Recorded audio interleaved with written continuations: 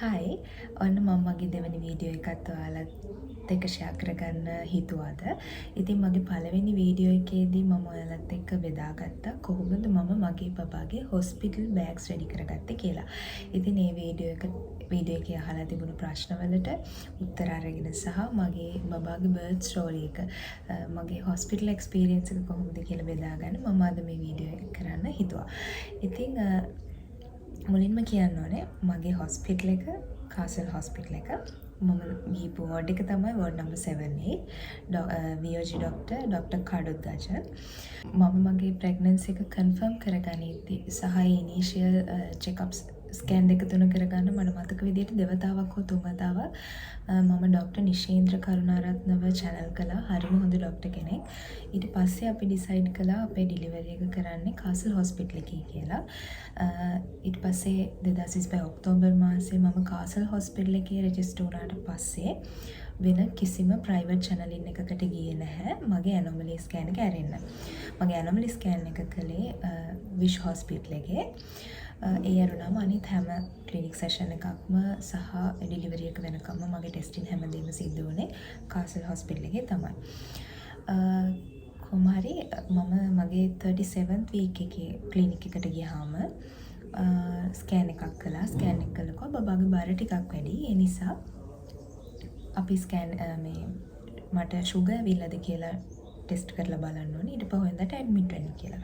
ඊට පස්සේ මම ෆාස්ටින් ඉඳලා හොස්පිටල් ඇඩ්මිට් වෙලා ෆුල් ඩේ ෂුගර් ප්‍රොෆයිල් එකක් බලලා ඒ හැමදේම නෝමල් කියලා කන්ෆර්ම් වුණා. ඊට පස්සේ ආයෙ සතියකින් ස්කෑන් එකක් කළා. එතකොටත් බබාගේ බර තව ටිකක් වැඩි වෙලා තිබුණා. ඒ නිසා ડોක්ටර් ඩිසයිඩ් කරනවා මගේ ස්කෑන් එක කළේ ડોක්ටර් ඩෙන්සිල් තරංග. ડોක්ටර් කියනවා මට සති 40 වෙනකන් ඉන්න බෑ. බබා ටිකක් ලොකුයි. ඒ නිසා අපිට කලින් සති 39 බබාව ගන්න වෙනවා කියලා. මට මගේ 39 වෙනි සතිය කියන්නේ මැයි 7 වෙනිදා හොස්පිටල් එකට ඇඩ්මිට් වෙන්න කියලා කියනවා. ඔයාලට තව දෙයක් කියන්න ඕනේ. විශේෂයෙන්ම අපි ගවර්න්මන්ට් හොස්පිටල් එකකට අපේ ඩිලිවරි එකට යනවා කියලා අපි තීරණය කළාම එතනදී අපිට ප්‍රයිවට් හොස්පිටල් එකක ලැබෙන ඒ 100%ක් හරිම හොඳ එක්ස්පීරියන්ස් එක ලැබෙන්නේ නැහැ. මොකද අපිට කියන්නේ මුණ දෙන්න වෙන දේවල් තියෙනවා. ඉතින් ඒ දේවල් වලට අපි ඒ දේවල් ඇක්සෙප්ට් කරන්න සූදානමින් යන තරමට අපිට පහසුයි.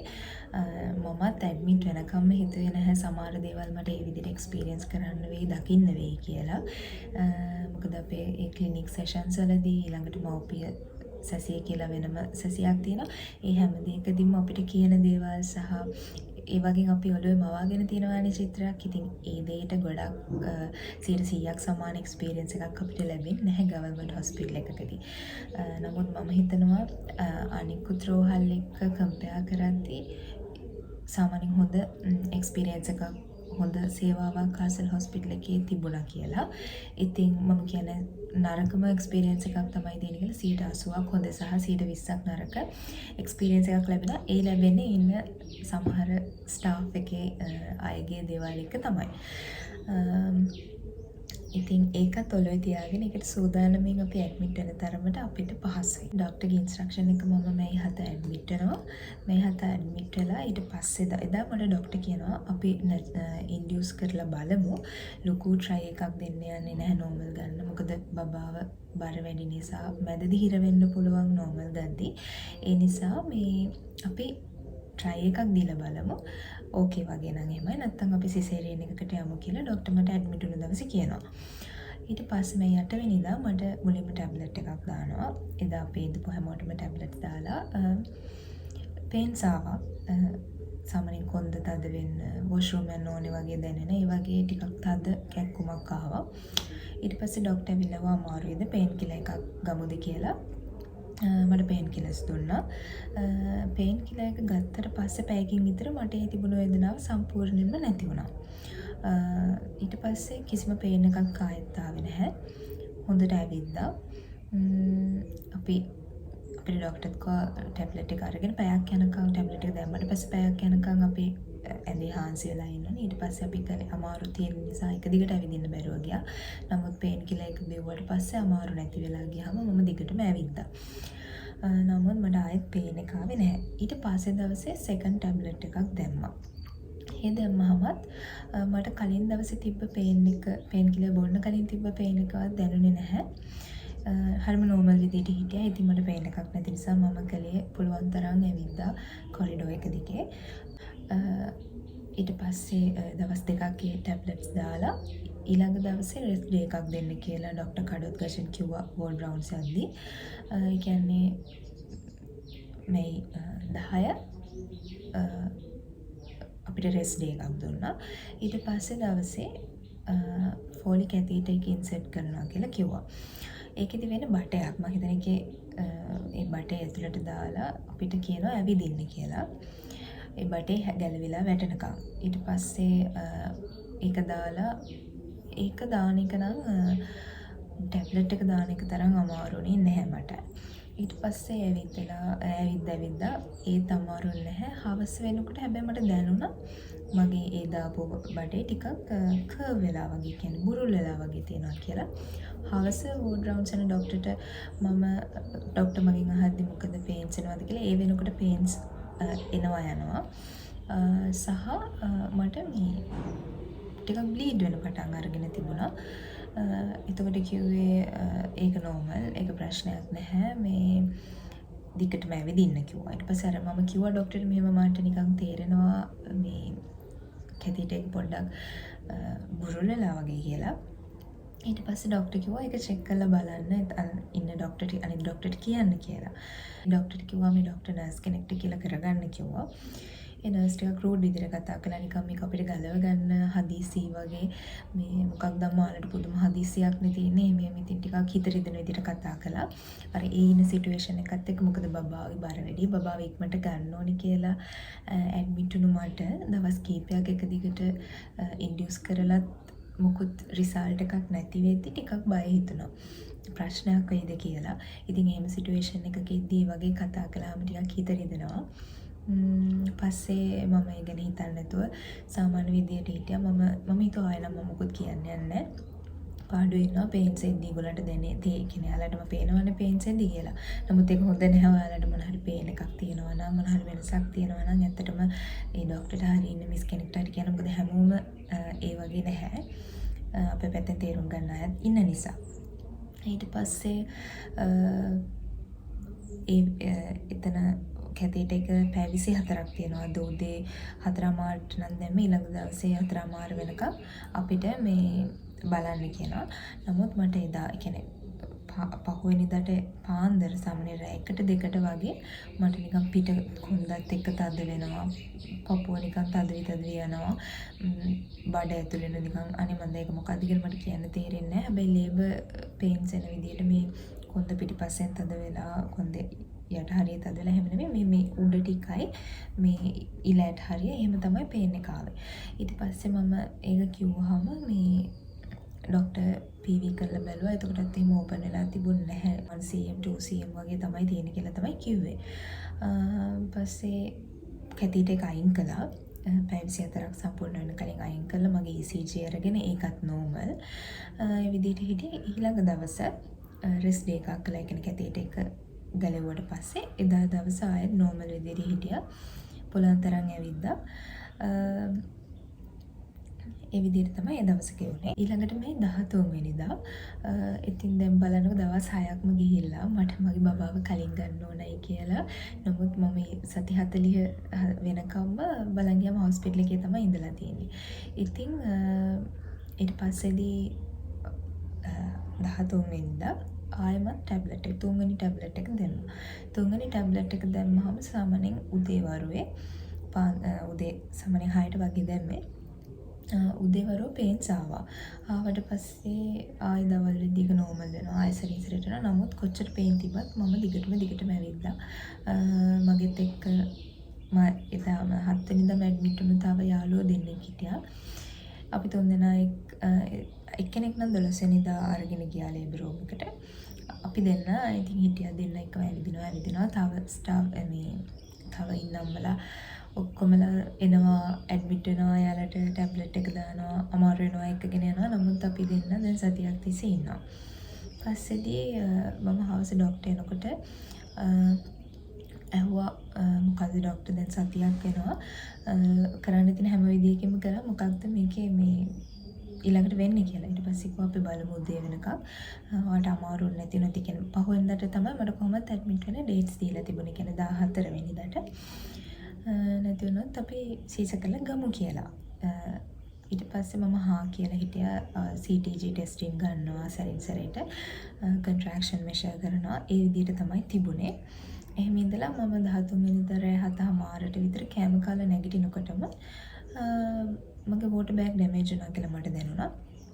ඊට පස්සේ ડોක්ටර්ට කතා කරලා කිව්වහම ડોක්ටර් PV කරලා ડોක්ටර් චෙක් කරලා බලුවා වෝටර් බෑග් ඩැමේජ්ද කියලා වෝටර් බෑග් එක ඩැමේජ්. ඊට පස්සේ මාව ස්කෑන් කරලා මට ඇඩ්මිට් වෙන්න 39 වෙනි සතියේදී ඇඩ්මිට් වෙන්න කියලා කිව්වේ ડોක්ටර් ඩෙන්සිල්. ඒ වෙලාවේ ડોක්ටර් ඩෙන්සිල් ස්කෑන් රූම් එකේ හිටියා. ඊට පස්සේ අනිත් ડોක්ටර් ගිහින් කිව්වා වෝටර් බෑග් ඩැමේජ් වෙලා තියෙන්නේ කියලා. ඒ කතා කරලා ડોක්ටර් කිව්වා මේ මං හෝ ડોක්ටර් මොකද්ද වෙන්නේ මාව කියන්නේ දැන් වෝටර් බෑග් ඩැමේජ් වුණාද කියලා ටෙස්ට් කරපු ડોක්ටර්ගෙන් මං අහුවා මොකක්ද ડોක්ටර් වෙන්නේ මගේ කොත් කීයක් ඕපන් වෙලාද මේ වෙද්දි ගැප් කියලා. එතකොට කිව්වා තාම එහෙම ලොකුවට නැහැ. සාමාන්‍ය 2cm වගේ තමයි තියෙන්නේ කියලා.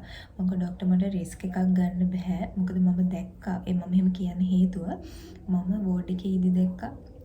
ඔය විදිහටම ඉන්ඩියුස් ප්‍රොසෙස් එක ගිහිල්ලා අන්තිම ටැබ්ලට් එකත් එක්ක තුන්වෙනි ටැබ්ලට් එකක් දාලා වෝටර් බෑග් ඩැමේජ් වෙලා ඊට පස්සේ ඒත් පැය ගාණක් ඉඳලා අන්තිමට බබාව ඩිලිවර් කරලා බබාට ජර්ම්ස් ගිහිල්ලා බබාට කක්කා කැවිලා ඔය වගේ මම කීප දෙනෙක්ගේම එහෙම සිටුේෂන් දැක්කා. ඉතින් ඒ බය තිබුණු නිසා මං මට නෝමල් ගන්න ගිහිල්ලා ඒ වේදනාවත් භාගයක් දුරට විඳලා ඊට පස්සේ අන්තිමට බබාවත් රිස්ක් එකක දාලා සිසේරියන් යන්න බෑ. ඒ නිසා දැම්ම අපි ඩිසයිඩ් කරමු නේද කියලා. ඊට පස්සේ ડોක්ටර් කො හරි අපි බලමු කතා කරලා කියලා. ડોක්ටර් ඩෙන්සිල්ට කතා කරාම ડોක්ටර් ඇවිල්ලා මගෙන් ඇහුවා සීස කළාට කමක් නැද්ද කියලා. මම කමක් නැහැ කියලා. ඒ කියන්නේ මම කෑම කාලා ඉඳපු හින්දා කොහොමද ඒ වෙලාවෙම මම සීස එකට ගන්න බෑ. එතකොට මට පොඩි පීරියඩ් එකක් අපි ෆාස්ටින් ඉඳලා බලමු. මම කාලා තිබුණේ ඉන්දියාප් කීපයක්. එතකොට අර සම්පූර්ණම පැය ගන්න හිටියේ නැහැ. අපි බලමු කියලා මේ කිව්වා. මට දැන් CTG මෙෂර් කරලා බලනවා. බබාගේ හાર્ට් බීට් එක මෙෂර් චෙක් කරලා බලනවා. ওই විදිහට වෙනවා. මට දැන් පේන්ස් එනවා. වෝටර් බෑග් එක ඩැමේජ් වුණ වෙලාවෙ ඉඳලා මට හිටගෙන ඉන්නත් බෑ. සෑහෙන වතුර ගොඩක් ගියා ඒ වගේම. ඔහොම වෙලා ඊට පස්සේ මම ගෙදරට කෝල් කරලා කිව්වා. ගෙදරට කෝල් කළාම අම්මයි හස්බන්ඩ්ුයි එවෙලම හොස්පිටල් එකට ආවා. දැන් මට පේන්ස් එනකොට මම දන්නවා මට මේක හරිම අමාරුයි ඉවස ගන්න. එතකොට හිටපු නර්ස්ට කියන්නේ ලේබර් රූම් දාන්න කලින් සහ හදිසි හරි සීස එකකට ගන්න වෙනවා නම් කියලා අපේ ඩොකියුමන්ට්ස් වගේ ෆිල් කරනවා. ඒ වෙලාවේදී මම මිස් මට හරිම අමාරුයි. මට සාමාන්‍යයෙන් පීරියඩ් පේන් එකවත් ඉවස ගන්න අමාරුයි. මම ෆේන්ට් වෙනවා. මට පේන් කිලර්ස් ඕනි කියලා. මොකද අපිට මව්පිය සැසියේදී කියලා තිබුණා අපිට පේන් කිලර්ස් ඉල්ලන්න පුළුවන්. එයාලගේ ගෑස් එකක් දෙනවා සහ ඉන්ජෙක්ෂන් එකක් දෙනවා. ඊට අමතරව එපිඩුරල් දෙනවා. එතකොට අපිට කැමති පේන් කිලර් එක ඉල්ලන්න පුළුවන් කියලා අපිට සැසියේදී කලින් දැනුවත් කරලා තිබුණා. ඉතින් ඒ නිසා මම ඒක රික්වෙස්ට් කළා. රික්වෙස්ට් කළාම ඒ මිස් එකක් නෝට් කළා. සාකෝ ඉන්ජෙක්ෂන් එකක් තියෙනවා අම්මා. ඒක දීලා බලමු. මේ මොකද පීරියඩ් පේන් එකට වඩා 10000 ගුණයක් වැඩි පේන් එකක් නේ නෝමල් ඩෙලිවරි එකකදී. ඒ නිසා මේ ඒක බලමු කියලා. මොකද මගේ පේන්ස් එන හින්දා ડોක්ටර් ඩිසයිඩ් කළා මාව අර ෆාස්ටිං ඉන් පීරියඩ් එකේදී ලේබර් රූම් දාමු. අමාරු වෙලා බබාව ඩෙලිවර් කරන්න පුළුවන් වුණොත් එහෙමයි. නැත්නම් කොහොමද මේ පීරියඩ් එක මාව ඉන්න ඕනේද මොනිටර් කරන්න ලේබර් රූම් දාමු කියලා. එතකොට මේක උනේ රෑ මගේ හස්බන්ඩ්ටත් එන්න කියලා හස්බන්ඩ් ඩොකියුමන්ට් එකක් ෆිල් කරලා දුන්නා. මොකද මේ අපි නෝමල් ඩෙලිවරි එකකදී හස්බන්ඩ් ළඟ ඉන්න පුළුවන්. ඒ අපිට අපේ ලේබර් රූම් දැම්මට පස්සේ හස්බන්ඩ් කියනවා මේ ඇවිල්ලා ගාඩ් රූම් එක ළඟ ඉන්න. එතකොට අපිට සාමාන්‍යයෙන් සෙන්ටිමීටර් 6ක් වගේ 6ක් 7ක් විතර ඕපන් වෙද්දී අපිට පේන්ස් හොඳට මෙන්න ගත්තාම ගාඩ් රූම් එකට කෝල් එකක් දීලා කියනවා මේ අම්මගේ හස්බන්ඩ් එන්න කියලා. එතකොට හස්බන්ඩ් එන්න පුළුවන් අපිත් එක්ක ඉන්න. ඒ හින්දා එතන ඒ ඩොකියුමන්ට්ස් ටිකත් ෆිල් කරලා මං ඉල්ලන පේන් කිලර්ස් ඒවත් ඔක්කොම සටහන් කරලා මම දැම්මා ලේබර් රූම් එකට.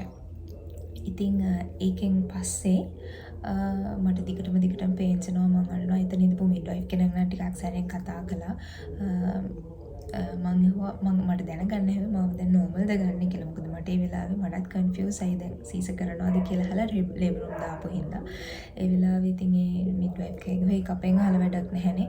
ඩොක්ටර්ගෙන් අහන්න ඩොක්ටර් නෙව්වා මෙතනට එවන්න කලින් එහෙනම් අම්මා දැනගන්න ඕනනේ අහන්න." එහෙම කියලා ඉතින් පොඩක් සද්දයක් දැම්මා. ඉතින් එහෙම ඉන්නකොට ඩොක්ටර් ඩෙන්සිල් ආවා. ඩොක්ටර් කිව්වා අපි බලමු මොනිටර් කරලා. ඩොක්ටර් හස්බන්ඩ්ත් කතා කරලා කියලා තිබුණා දැන් කොහොමත් මේ ෆාස්ටින් පීරියඩ් එකේ ඉන්නේ. ඊට පස්සේ අපි බලලා කොහොමද තත්ත්වය කියලා සීස් එකට ගමු කියලා. මතක තියාගන්න සීස් එකට ගන්නවා නම් හස්බන්ඩ් ළඟ ඉන්න දෙන්න. තියටර් එකට ගන්නේ නැහැ විෂ බීජ යන නිසා. මොකද සර්ජරි එකක් නෙවෙන්නේ එතන. ඒ නිසා. ඉතින් කොහොම හරි මට කලින් අර මම ලේබර් රූම් දාන්න කලින් ඩොකියුමන්ට්ස් ෆිල් කරද්දී එතන ඉඳපු නර්ස් ආවා. මම නර්ස් ටිකව අනේ නර්ස් මට මොන හරි පේන් කිලර් එකක් දෙනවද? ඉන්න අමාරුයි. ඇත්තටම හරිම ලොකු පේන් එකක් එන්නේ. එනවා සාමාන්‍යයෙන් ආයෙ විනාඩි 5ක් විතර ඉන්නවා ආයෙමත් එනවා ඒ විදිහට. ඊට පස්සේ ඒ අතරමැදෙත් මට PV එකක් කරලා බැලුවා. PV එක කරන්න කලින් මට කිව්වා ඉන්නම ඉන්ජෙක්ෂන් එක දෙන්නම් කියලා. ඒ නර්ස් ඉන්ජෙක්ෂන් එක දුන්නා. හරිම කරුණාවන්තයි. මම ඇත්තටම හරිම ආදරෙන් මතක් කරනවා සහ බොහොම ස්තුතියි මට ඒ වෙලාවේ ඒ විදිහට මට අමතක වෙන්නේ නැහැ කවදාවත්. හොඳින් කතා කරපු විදිහ, මට පේන් කිලර් එක දුන්නු විදිහ, ඒ හැම දෙයකටම ගොඩාක් ස්තුතියි කියලා මම මේ වෙලාවේ මතක් කරනවා මිස්ව.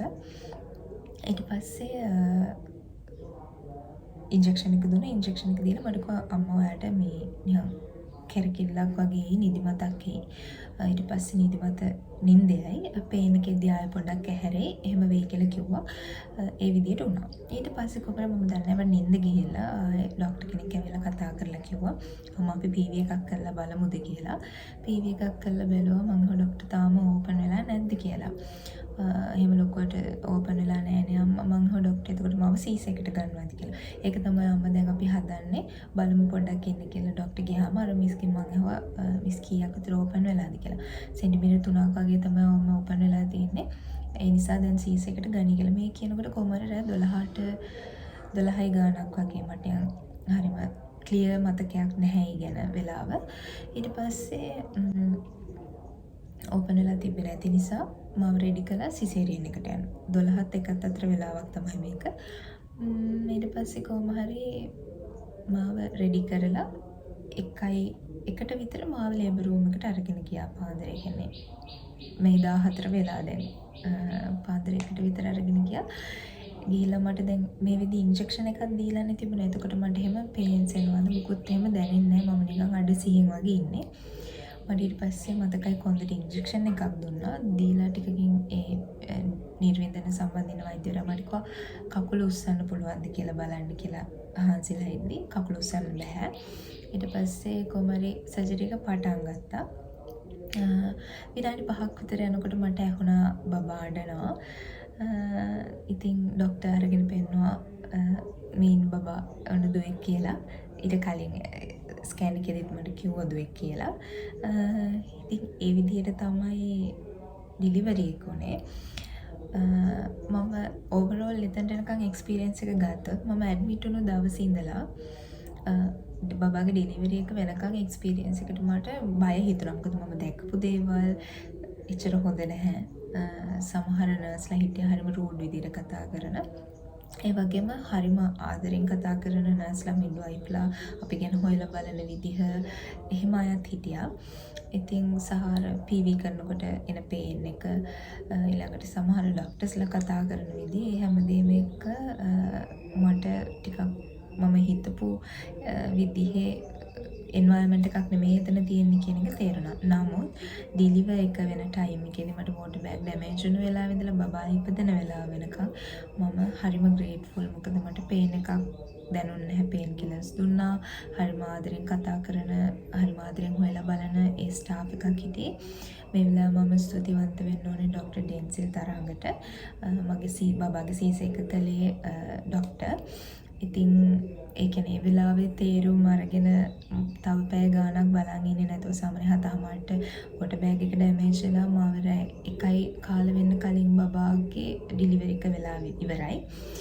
ඉතින් ඒ විදිහට ඒ දේ වුණා. ඩොක්ටර් එතන ඉඳපු හින්දා ඩොක්ටර් කිව්වෙත් මෙයාට දැන් දෙන්න තියෙන ටැබ්ලට්ස් පොලික් ඇතිට හැමදේම දීලා තියෙන්නේ. තවත් බලන් ඉන්න අමාරුයි. බබාත් බර වැඩි. එහෙම කියලා. ඉතින් බබා ඉපදුනහම නම් කිලෝ 3.600යි බර තිබුණේ. මම හිතන්නේ මගේ වෝටර් බෑග් එකේ තිබුණු වෝටර් ලෙවල් එක ටිකක් වැඩි වෙන්න ඕනේ. සෑහෙන වතාවක් මට වෝටර් ලීක් වෙනවා දැනුණා. ඒ හින්දා වෙන්නේ නැති යාළගේ සමහරට මෙෂර්මන්ට්ස් වලින් බබාගේ බර කිලෝ 4ක් විතර පෙන්නලා තිබුණේ. කොහමරි මම එතන ඒ ඩිලිවරි එකෙන් පස්සේ මාව 1:45 වෙනකොට වෝඩ් එකට දාලා ඉවරයි. ඊළඟට වෝඩ් 7 ඉඳලා බබා ඉපදුනාම වෝඩ් 8 එකට තමයි දාන්නේ. ඒ වෙලාව මම ඇහුවා මගේ බබා කෝ කියලා. බබාව ඒ වෙද්දි වෝඩ් එකට ගෙනල්ලා වෙනම යාලා හෝම් එකේ තියලා තිබ්බා. ඊට පස්සේ මම ආයෙත් හස්බන්ඩ් කෝල් එකක් දුන්නාම අම්මා කියන්නේ අම්මව වෝඩ් එකට එව්වා ඒ වෙලාවේ. මොකද රෑ 1යි ගානට හස්බන්ඩ් ඇතුළට එන්න දෙන්නේ නැහැනේ. අපි ඩිලිවරි එක වුණාට පස්සේ සීස එකක් කළා නම් පැය 12ක් යනකම් අම්මට හෝ වැඩිහිටි ගෑනු කෙනෙක්ට අපේ ළඟ ඉන්න දෙනවා. මොකද අපිට නැගිටින්න කරන්න අමාරුයි. බබාට කිරි දෙන්නේ දේවල් තියෙන නිසා. ඉතින් මම ඒ වෙලාවේ අම්මාව බබා ඉපදුණු වෙලාවෙත් බබාව මූණට මිඩ්වයිෆ් කෙනෙක් ඇවිල්ලා මූණට බබාව තියලා හරිම පුදුම සතුටක් ඒ වෙලාවේ දැනුනේ. ඉතින් ඒ පීරියඩ් එක හරිම ස්මූත්ලි වුණා. මම ඒකට ඇත්තටම ස්තුතිවන්ත වෙනවා ඒ ස්ටාෆ් එකට. ඊට පස්සේ වෝඩ් එකට දාලා ඔන්න දැන් ටික හිරි වැටීම අඩු වෙලා යනවනේ. ඒ වෙද්දී මගේ මාව චේන්ජ් කරලා හැමදේම කරලා ඉන්නකොට දවල් වෙද්දි වගේ ටික පේන් එක එන්න ගත්තා. පොඩ්ඩක් විතර රිදෙන්න ගත්තා. නමුත් අපිට නැගිටින්න කිව්වා නාන්න යන්න ඕනේ තිබුණා. ඒ කියන්නේ රෑ 1යි ගානට වෝඩ් එකට දැම්ම. ඊළඟ දවසේ දවල් 12 වෙද්දි අපිට නාන්න කිව්වා. පොඩ්ඩක් ඉඳලා මොන හරි කාලා නාලා එන්නකෝ බැන්ඩේජ් එක ගලවන්න. ප්ලාස්ටික් ගලවන්න. ඊට පස්සේ අර යුරින් කැතීටර් ඒවා මේවා දාලානේ තියෙන්නේ. ඔක්කොම අපි පිරිසිදු වෙලා ආවහම ඒවා ගලවලා මගේ ප්ලාස්ටික් නම් ඇත්තටම නිකම්ම ගැලවිලා ගියා. නාන්න වෙලාවේදී ඊට පස්සේ අම්මට යන්න කිව්වා. පැය 12 ඉවරයිනේ. රෑ ඉඳලා ඊට පස්සේ තනියෙන් තමයි බබාව බලාගන්න වෙන්නේ. නෝමල් ඩිලිවරි එකක් නම් ඩිලිවරි එක වෙලා පැය 24ක් යනකම් මොනිටර් කරනවා. අම්මටත් බබාටත් ප්‍රශ්නයක් නැත්තම් ඩිස්චාර්ජ් කරනවා. සීස එකකදී පැය 48ක් මොනිටර් කරනවා. එතෙන්දී අම්මටයි බබාටයි කිසිම ප්‍රශ්නයක් නැත්තම් යන්න දෙනවා. ඊළඟ ස්ටෝරි පටන් ගන්න ඔන්න ඔතනින් පස්සේ. බබා ඉපදිලා පළවෙනි දවසේ ෂේප් එකේ වැඩ ටික කරගත්තා. මොකද එයාලා අපේ ගුද මාර්ගෙන් ටැබ්ලට් එකක් ඉන්සර්ට් කරනවා අපේ වේදනාව නැති වෙන්න. එතකොට ෂේප් එකේ පේන් එක දැනෙන්නේ නැති නිසා මැනේජ් කරගන්න පුළුවන්. දෙවෙනි දවසේ ඒක දෙන්නේ නැහැ මට මතක විදියට. දෙවෙනි දවසේ මට ටිකක් අමාරු වුණා. මොකද මගේ බබා ඉපදෙනකොට එයා ඉපදුනේ දතක් එක්ක. මම මේක ඩොක්ටර් කෙනෙක් බබාව බලන්න නේ ඩොක්ටර් කෙනෙක් ගිහුවා ඩොක්ටර් මේ දතක්ද තියෙන්නේ කියලා. ඊට පස්සේ ඩොක්ටර් ඩෙන්ටල් එකට ලියලා ඩෙන්ටල් එකට අරන් ගියාම බබාගේ දත ගලවන්න ඕනේ කිව්වා. මේක මෙයාට ගිලෙන්න පුළුවන් එහෙම කියලා. ඉතින් මටත් බය හිතුණා. මට හස්බන්ඩ්ගෙන් අහන්නවත් මොකවත් කරන්න ටයිම් එකක් නැහැ. ඒ නිසා මමත් ඒකට ඉඩ දුන්නා. බබාගේ දත ගලවපු පේන් එකට එයා සෑහෙන ඇඬුවා. මගේ කිරි දෙන්න ගියොත් නිපල් එක එතනට තද කරගෙන ඉඳලා හරිම අමාරුවක් දැනුණා මට. දැන් බ්‍රෙස්ට් එකත් රිදෙනවා. බබාත් හොඳට මඩනවා. එයාව මට නලව ගන්න පුළුවන් කමකුත් නැහැ. බබා අඬනකොට අනිත් නර්ස්ලා එහෙම ඇවිල්ලා කියනවා කිරි දෙන්න කියලා. කිරි පැවෙන්නේ නැතුව ඇති කියලා. ඒ වුණාට ඇත්තටම එහෙම ප්‍රශ්නයක් නැහැ. බබා කිරි බොනවා, හොඳට කක්කචූ දානවා. ඒ කරලත් මට එයාව කන්ට්‍රෝල් කරගන්න හරිම අමාරුයි. ඉතින් ඒ වෙලාවේදී සෑහෙන වෝඩ් 8 එකේ ඉඳපු මිඩ්වයිෆ්ලා නර්ස්ලා මට උදව් කළා. මම දැන් පේන් එකත් එක්ක මට ඇඬෙන්න වගේ ඇඬුවා මම. එතකොට මේ මිඩ්වයිෆ් කෙනෙක් මට ඒ මිඩ්වයිෆ්ගේ නම මතක නැහැ. මම මෙතනින් ඇඩ් කරන්න. ඒ කියන්නේ බබාව අරගෙන මට ටිකක් නිදා ගන්න කිව්වා. ඊට අමතරව ආයෙමත් මට පේන් එක එන නිසා අර විදිහටම ටැබ්ලට් එකක් දැම්මා. එතකොට මට පේන් එක අඩු වෙලා ගියා. ඊට පස්සේ මට පැයක් විතර නිදා ගන්නකො. ඉතින් ඒ වගේ සපෝට් එකකුත් හම්බුණා. අර වගේ නරක එක්ස්පීරියන්ස් තිබුණත්. ඊට පස්සේ 15 වෙනිදා රෑ විදිහට ගෙවිලා ගිහිල්ලා 16 වෙනිදා ආයෙත් ડોක්ටර්ස්ලා බබාව චෙක් කරා. මගෙත් ඒ වෙනකොට ප්‍රශ්නයක් තිබුණේ නැහැ. නමුත් මෙතනදි කියනවානේ මේ කිරි දෙන විදිය හොඳට බලනවා. බබාට කිරි දෙන එකේ ප්‍රශ්නයක් තියෙනවා නම් අම්මලා හරියට මේ කිරි දෙන්න දන්නේ නැහැ වගේ තේරුණොත් මොකද කිරි පන්තියෙන් මිස්ලා ඇවිල්ලා බලනවා. ඊට අමතරව මිඩ්වයිෆ්ලා චෙක් කරනවා. ඔය වගේ බලලා ඒ කියන්නේ කිරි දෙනවා හරියන්නේ නැහැ වගේ නම් එයාලව කිරි පන්තියට දානවා. ඒක මම හිතන්නේ මම ගියේ නැහැ. මගේ කිරි දෙන එකේ ප්‍රශ්නයක් තිබුණ නැති නිසා. නමුත් මම දැක්ක හැම කිසිම බබාටවත් අම්මටවත් ප්‍රශ්නයක් නැති අම්මලා කීප දෙනෙක් හිටියා කිරි පන්ති ෆේල් වෙලා.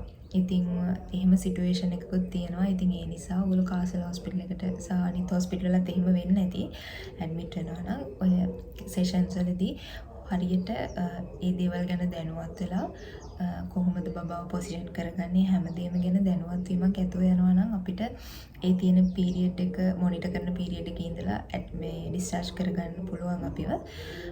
එහෙම නැති වුණොත් තමයි දවස් ගණන් ආයෙත් එතන නතර වෙලා ඉන්න වෙන්නේ. මොකද වරින් වර ඇවිල්ලා විස්ලා චෙක් කරනවා හරියට කිරි දෙනවද ඒගොල්ලෝ අතර දීලා බලනවා කිරි දීලා පෙන්නන්නේ එහෙම කියලා. ඒ ගැනත් ඔයගොල්ලෝ හොඳ අවධානයකින් ඉන්න. ඉතින් ඕක තමයි ඕවරෝල් එක්ස්පීරියන්ස් එක. මම ඉතින් 100% හොඳ එක්ස්පීරියන්ස් එකක් ලැබුණ නැහැ. 100% නරක එක්ස්පීරියන්ස් එකක් ලැබුණෙත් නැහැ. ඉතින් අපි අර ඉන්න සිටුේෂන් එක අපිට දැනෙන පේන් එක අපේ මෙන්ටල් ස්ටේට් එක මේ ඔක්කොමත් එක්ක එකතු වෙලා තමයි අපි ඒ දේ ගන්නෙ. ඒ නිසා මම කිව්වා වගේ ගවර්න්මන්ට් හොස්පිටල් එකකට යන්න බලාපොරොත්තුෙන් ඉන්නවා නම් ඒ දෙකටම මුණ දෙන්න සූදානමක් ඇතුව යන්න මනස සූදානම් කරගෙන යන එක අපිට හොඳයි. ඉතින් මම ඉස්සර කිව්වා වගේ මට ඉදපු කාර්ය මණ්ඩලයට මම ස්තුතිවන්ත වෙනවා. සහ ඔයාලට කියන්න ඕනේ සැසි වලට අනිවාර්යෙන් සහභාගී වෙන්න. එක සැසියක් තියෙනවා දෙමව්පියන්ට. අම්මයි තාත්තයි දෙන්නම සහභාගී වෙන්න. එතකොට වෙන වැඩපිළිවෙල කියනවා. හොස්පිටල් එකේ මම දන්න විදිහට ඇනෝමලි ස්කෑන් එක කරනවා. නමුත් මට ඇනෝමලි ස්කෑන් එක ලියලා තිබුණාට එදා කරලා තිබුණේ නෝමල් ස්කෑන් එකක්. ඒ හින්දා තමයි මට පිටින් ඇනෝමලි ස්කෑන් එක කරන්න උනේ. ඔයාලා සැසිවලට අනිවාර්යෙන් සහභාගී වුණාම තමයි කොහොමද කියන්නේ එතන අපිට ලැබෙන බෙනිෆිට්ස් මොනවද පේන් කිලර්ස් ගන්නවා නම් ඒව කොහොමද ඊට අමතරව දැනගන්න තියෙන බොහොම ගොඩාක් විස්තර අපිට දැනගන්න පුළුවන් වෙනවා.